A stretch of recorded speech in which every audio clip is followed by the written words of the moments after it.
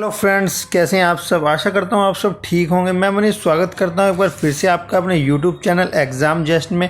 इस वीडियो में हम बात करने वाले हैं एसएससी सीजीएल के आपका एग्ज़ाम कैसा हुआ था और उसके सॉल्यूशन देखने वाले हैं। तो ये एक शिफ्ट है, ये मैं आपको बता दूंगा कि कौन सी ये शिफ्ट है। आप देख सकते हैं, एक मिनट।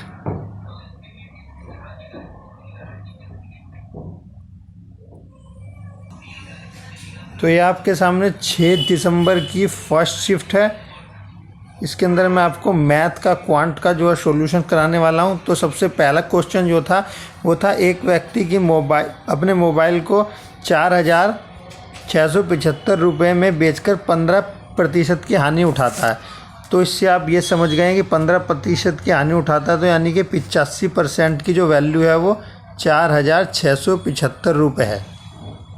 तो जैसे ही आप 1% की वैल्यू निकालेंगे तो 55 आ जाएगी, और 55 और जब 100% में उसे कैलकुलेट करेंगे तो 5500 यानी कि आपका क्रय मूल्य आ जाएगा। और फिर क्या बोल रहा है कि उसको 6,050 में अगर हम सोल्ड करते हैं, बेचते हैं, तो कितना प्रॉफिट होगा। तो जाहिर सी बात है, जब हमारा 5500 रुपये जो है क्रय मूल्य आया है और 6,050 में, तो यानी कि 550 रुपये हमारा प्रॉफिट हो जाएगा। और ये किस पे होगा, तो ये क्रय मूल्य पे होगा, यानी कि 5500 पर। तो जैसे ही हम परसेंटेज निकालेंगे, ये 0 से 0 कट जाएगी, 55 से 55, तो 10% जो है हमारा आंसर आ जाएगा, जो कि ऑप्शन बी में है। सेकंड क्वेश्चन देखते हैं। तो सेकंड क्वेश्चन जो था वो ए बी सी क्रम से एक काम को 11, 20 और 55 दिन में करते हैं। यदि बी प्रतिदिन कार्य करता है और ए से शुरू करते हुए एकांतर रूप से ए और सी आते जाते रहते हैं, यानी कि ये कह रहा है कि बी तो हमेशा रहेगा, कभी ए ऐड होगा बी के साथ, फिर अगले दिन बी के साथ सी ऐड होगा। ये कह रहा है, ये दो केस इसके अंदर बनते हैं। तो सबसे पहले हम इसके एलसीएम लेंगे, तो इसका एलसीएम आ जाएगा 220। वहीं हम फिर इसको इनके एफिशिएंसी निकालेंगे, तो यहाँ आ जाएगी 20, ए की एफिशिएंसी 20, बी और सी। बी की एफिशिएंसी आ जाएगी 11 और सी की एफिशिएंसी हमारी आ जाएगी 4। तो वहीं जब बी के साथ ए काम करेगा तो एफिशिएंसी टोटल हो जाएगी 31, और वहीं जब बी सी के साथ काम करेगा तो एफिशिएंसी हो जाएगी 15। तो वहीं अगर हम टोटल देखते हैं, ए बी और उसकी 31 और 15 हमारे पास एफिशिएंसी आई है, और टोटल हमारा काम जो है वो 220 है।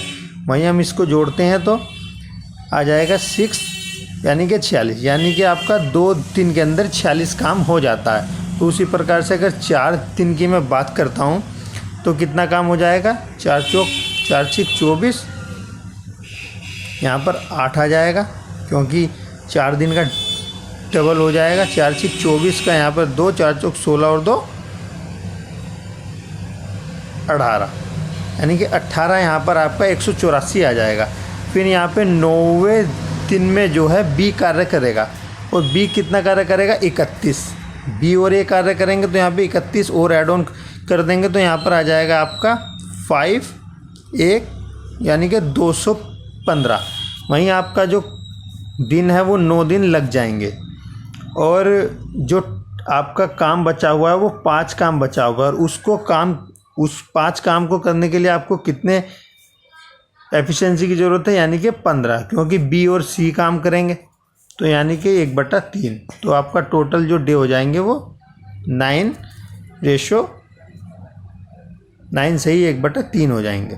वहीं ये जो सवाल है, थर्ड सवाल, इसके अंदर टोटल वैल्यू आपकी दी हुई है और फुटबॉल के बारे में पूछ रहा है। तो आप देख लेंगे कि फुटबॉल जो है 30% है, तो यानी कि जैसे ही हम 4,980 का 30% निकालेंगे,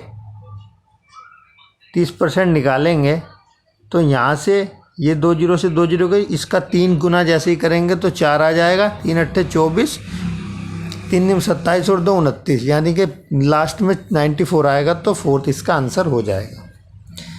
इतने ज़्यादा मुश्किल सवाल नहीं थे, इसलिए टाइम भी आपको थोड़ा सा कम ही लगा होगा पिछली बार के मुकाबले। ये आप एक सवाल देख सकते हैं।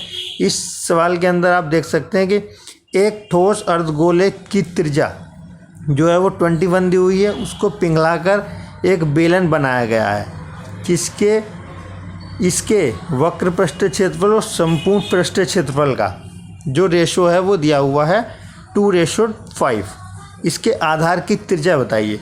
तो आधार की त्रिज्या तो आपकी सेम ही होगी, अर्धगोला हो या कुछ भी हो। तो यहाँ पर 21 आपका सही आंसर हो जाएगा। वहीं ये आपका एक डिस्काउंट से सवाल था। इसके अंदर आपको क्या करना है, 92 मल्टीप्लाई बाय 78 मल्टीप्लाई बाय 82 करके 100 में से माइनस कर देना, तो आपका डिस्काउंट वाला आ जाएगा, ऑप्शन सी। वहीं आपका जो 6 सवाल है काफ़ी ज़्यादा इजी है, मल्टीप्लाई करना है या आप इजीली कर सकते हैं। ये आपका सवाल था एक डाटा इंटरप्रिटेशन से। इसके अंदर आपसे पूछा गया था प्रत्येक विषय में छात्रों की औसत संख्या। तो इन सबको आप ऐड ऑन करेंगे, तो ऐड ऑन करने के बाद कितना आएगा, 15 आएगा, 20, 11 और 9 20 और 2 24 और 5 से जैसे ही आप इसको मल्टीप्लाई करेंगे 5 चौक 20, 5 9 45 यानी कि 49 आपका जो है आंसर हो जाएगा।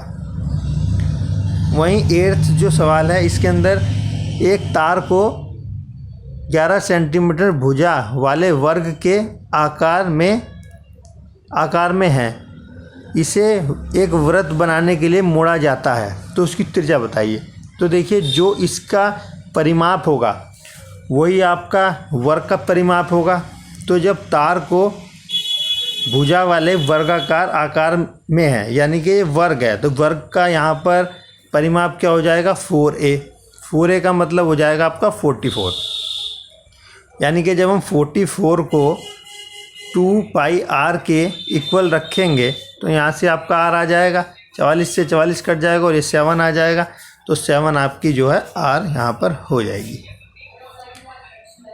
जो नेक्स्ट आपका सवाल है वो आप यहाँ पर देख सकते हैं। इन्होंने पूछा है 4 राज्य केंद्र शासित प्रदेशों के बीच एक सिम कार्ड का औसत लाखों में ये है। तो इन्होंने बताना है कि सवाल क्या था आपका, ये बताना है, यह सवाल है। सिम कार्ड का जो औसत है वो बताना है। तो यहाँ पर इन सबको ऐड करना होगा, उसके बाद 4 से जो है डिवाइड कर देंगे जैसे ही आप, तो आपका जो है औसत आ जाएगा। सिम कार्ड, इसमें सभी सिम कार्ड जियो, BSNL और एयरटेल तीनों के सिम कार्डों को यहाँ पर ऐड ऑन करना है। उसके बाद आप 4 से डिवाइड करेंगे क्योंकि 4 राज्य हैं, तो आपका जो है औसत आ जाएगा।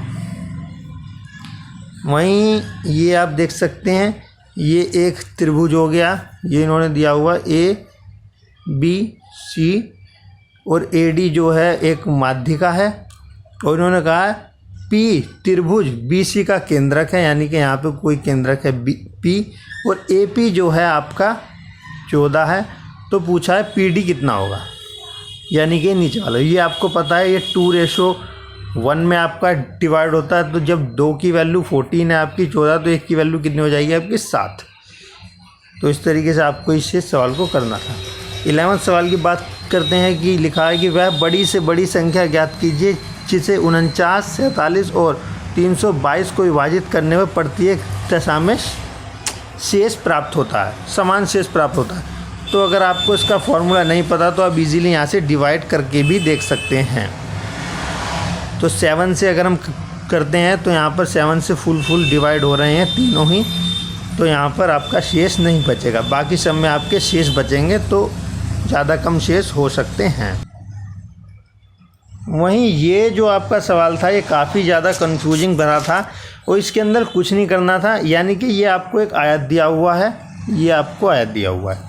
इसके अंदर कहा है कि यदि किसी आयत की लंबाई 4 सेंटीमीटर कम कर दी जाए और चौड़ाई 2 सेंटीमीटर बढ़ा दी जाए तो वर्ग का क्षेत्रफल जो है बन जाता है। तो मूल आयत का क्षेत्रफल बताइए। तो इसके अंदर आपको कुछ नहीं करना था, यहाँ से ऑप्शन उठाने थे।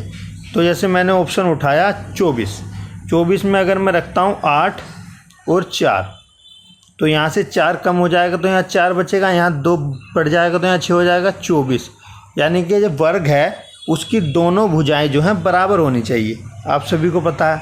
तो यहाँ पर जैसे ही मैं 20 मानता हूँ, 20 में जैसे ही मानता हूँ तो आयत का क्षेत्रफल दिया हुआ है इसके अंदर 20, तो यानी कि भुजाओं के जो जोड़ हो जाएगा वो हो जाएगा 10। तो तो 10 को मैं कैसे रखूँगा, 6 और 4, 6 और 4 अगर मैं रखता हूँ तो भी यहाँ पर जो है हमारा आयत के बाद वर्ग नहीं बनेगा। तो मैं यहाँ पर क्या रखता हूँ, हिट एंड ट्रायल मेथड से अगर मैं यहाँ पर रखता हूँ 8 और यहाँ पर मैं रखता हूँ 2, तो यहाँ पर 2 चौड़ाई में जैसे ही प्लस होगा तो 4 बन जाएगा और लंबाई से 4 घटेगा तो 4 बन जाएगा। कहीं ना कहीं यहाँ पर ये इक्वेशन जो है सेटिस्फाइड कर चुकी है और 16 जो है इस वर्ग का क्षेत्रफल आ चुका है। और यहाँ पर इसका परिमाप 8 और 2 10 और 10 को दुगना कर देंगे तो 20 आ जाएगा। वहीं नेक्स्ट सवाल जो है वो निम्नलिखित तालिका में 5 विभिन्न कंपनियों द्वारा सौंदर्य उत्पादकों के को दर्शाती है। ए द्वारा सौंदर्य उत्पाद का ई द्वारा सौंदर्य उत्पाद से रेशो बताना है। तो 30 और 25 को आप जैसे ही काटेंगे तो आपका 6:5 आ जाएगा। ये बहुत ही इजी सवाल था आपका। ये सवाल जो है आपका बहुत ज़्यादा आपको कन्फ्यूज़न दिया होगा इसने और आप हो सकता है कि इसको सोल्व भी ना कर पाएँ।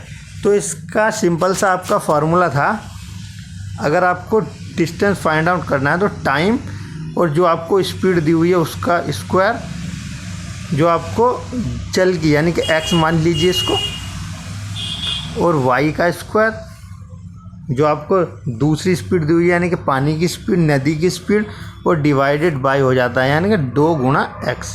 जैसे ही आप इस फॉर्मूले में इसको रख कर सोल्व करेंगे तो आपके सामने कुछ इस तरीके की इक्वेशन जो है बन जाएगी। मैं आपको करके दिखा देता हूँ।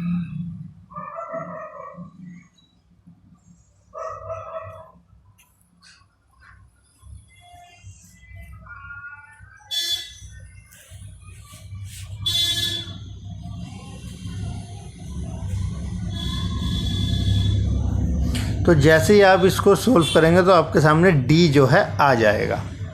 और भी आपके पास इसके मेथड है, हिट एंड ट्रायल भी आप लगा सकते हैं।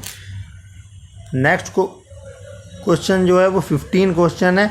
ये आपका बहुत ही इजी है। जैसे ही आप कोस को चेंज करेंगे साइन में तो यहाँ पर 1 आ जाएगा, जैसे ही आप साइन को नीचे कोस में चेंज करेंगे तो 1 आ जाएगा। तो 2 इसका आपका आंसर हो जाएगा। इस वीडियो में बस इतना ही। नेक्स्ट जो सवाल होंगे वो मैं आपको अगली वीडियो में बताऊँगा किस तरीके से आपको अप्रोच रखनी थी और किस तरीके से आपको करने थे वो सवाल। तो इस वीडियो में बस इतना ही। मिलते हैं नेक्स्ट वीडियो में, तब तक के लिए धन्यवाद।